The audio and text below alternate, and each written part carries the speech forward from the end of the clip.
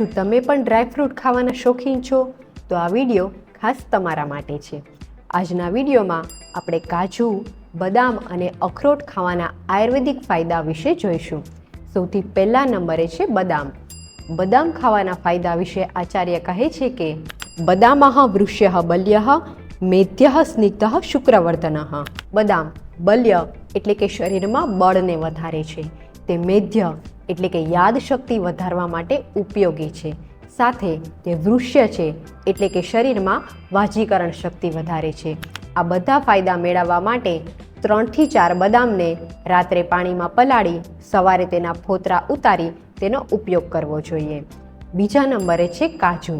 કાજુને આયુર્વેદમાં બૃહણીય કહ્યું છે, એટલે કે જે લોકો દુબળા પાતળા હોય અને જેઓ વજન વધારવા ઈચ્છતા હોય તેમણે કાજુનો ઉપયોગ કરવો જોઈએ. કાજુને એમનામ પણ લઈ શકાય છે અથવા તો પલાળીને પણ તેનો ઉપયોગ કરી શકીએ છીએ. ત્રીજા નંબરે આવે છે અખરોટ. અખરોટને સંસ્કૃતમાં અક્ષોટઃ કહેવામાં આવે છે અને તેના ફાયદા વિશે આચાર્ય કહે છે કે મેધ્યમ સ્નિગ્ધમ બુદ્ધિવર્ધનમ ચ. અખરોટ મેધ્ય છે એટલે કે યાદશક્તિ વધારવા માટે ખૂબ ઉપયોગી છે.